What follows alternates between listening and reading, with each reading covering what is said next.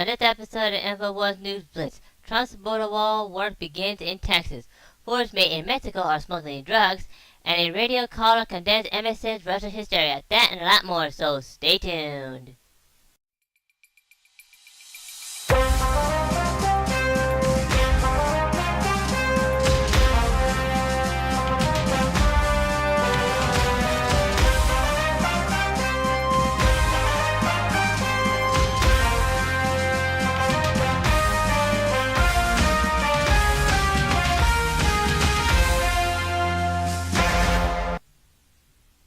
For the week of July the 17th, 2017. This is the first article today. It's an article written by Dan and Lehman. That is called Report. Trump border wall work begins on the Texas border. In Texas, Location of possible wall stagnant could trigger leftists. Well, get triggered. We don't care. Work on the north section of the Trump wall has started on federally owned land in South Texas, according to a media project. Anonymous federal officials closely associated with the project confirmed that discreet planning has been in progress for over 6 months, and construction could commence in January 2018 on nearly 3-mile stretch of barrier that would run through the Santa Ana Wild Refuge near McAllen, Texas, which was a hotbed of illegal crossing during the Obama administration.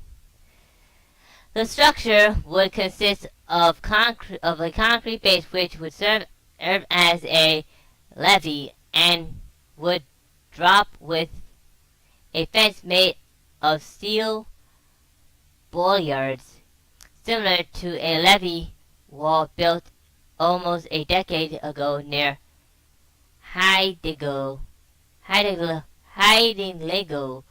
Texas. Sorry if I get the name, pronounced that wrong. Writes the Texas Observer. The proposal plans calls for building a road south of the wall and clearing refuge land on either side of the wall for surveillance cameras and light towers. The House Appropriates Committee approved the $1.6 billion to accolade for the border wall construction earlier this week, a decision that was met with praise from Donald Trump. The article goes on to say that stereotypes for the big, beautiful wall are set to be completed for commencement by the end of September in San Diego. Acting disruptly Commissioner of Customs and Border Protection Ron Vittle said in press conference in June could include array of features including solar panels, one-way monitoring plexiglass designed to enhance CBP and surveillance capabilities. But that's all that is, folks. He's gonna build a wall, like he says. Hooray. Well, I guess that wall is going to be built. And Mexico will pay for the wall, as Donald Trump has said in his speeches when he was president-elect, when he was candidate Trump. So yeah, they'll be paying for it. But about that, here's an article written by The Vindicator. Title called $1 million of pot found in Mexican-made Ford was transported through Warren to Kent. And I'm not sure who wrote this, but technically this was written by tweet. Not sure who wrote it, but this article was linked by Infowars.com. The title goes as follows.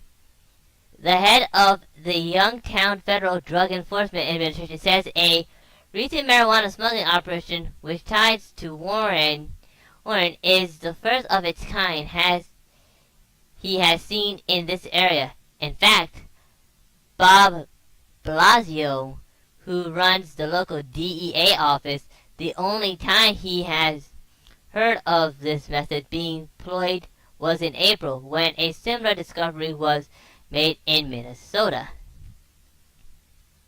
The marijuana was found last week in the wheel well for a spare tire in a new Ford Fusion, which was manufactured by Summer in Mexico at a Ford dealership in Kent after one of the vehicles was unloaded from a car carrier, Blasio said. Investigators were able to find 14 more packages of marijuana in other Fusions, which all came from a rail yard in Warren. Altogether, about 15.5 per kilos per car, or 400 pounds of marijuana was found. It had a street value of $400,000 to $1 million. The Postage County Sheriff Office also investigating along with the DEA. Alright, that's interesting. That's kind of interesting if you ask me. I mean, I've heard about stuff like this, and you would think that this is going to happen in movies? No. Or The Crew? But no! This happens in real life, folks. I mean, literally, using cars? Who would have thought? For those who don't understand what I mean, there was a game called The Crew that was made back in 2013. It involved a man named Alex Taylor who basically got framed by a dirty cop. Turns out, the guy that had his that pretty much shot his brother Dylan Taylor basically wanted to take over the 510 and turn it into a natural thing. He did. He got revenge, and they were pulling the same stuff what they were doing. So yeah, then that's something. Ironically, that would actually happen. But about that, this is the last article here. An article written by, Dan Lehman. Again? The title is called Callers Condemns MSN Russia Hysteria. Suffering Americans Forgotten. Underneath it, we're struggling out here, pleads tearful man. A listener from WMAL in Washington, D.C. broke down emotionally during a call in which exorcised the fake news media obsession with Russian conspiracy theories while hard-working Americans continue to sink into the weight of globalism and Obama-era policies. Host Larry O'Connor has covered the latest news regarding Donald Trump Jr.'s meeting with Russian lawyer Natalia Venkanchenka. Even though we all know she's a double agent for the deep state, and Democrats, of course, asked his audience to weigh in on their opinions on the matter. Allen in Southern Maryland unloaded on the elitist mainstream media, along with leftists and rhinos resisting Trump's efforts to rescue the United States economy and its workers because they don't want to have them rescued. We're struggling out here. These people don't get it, he continues, chalking up with evident anguish. I mean, they don't get it. I don't have money. I mean, I'm cutting back on my medicine, my groceries. She can't find a job. Alan, do you feel like the president is keeping his hands down and doing what he's promised to try to help you and your Americans like you? Asked O'Connor. If I'm not letting him to do it and give him a chance, they are fighting him every step of the way, responded Allen. We need help out here. And you know what? I speak for you too, pal. Because basically, I'm unemployed as well. I can't even find a job out here. And these a-holes will stop covering the Russia thing. Would you? I mean, really, we're all suffering. And they continue to cover the whole Russia thing because they know they wanted to gut this country like a fish. Or better yet, as the Sokotano says, like a Grotarian dirt fish. They knew it, they lost, the American people spoke it, and now they're trying to reverse. Now they're trying to say, eat freaking Russians! Russians had nothing to do with this.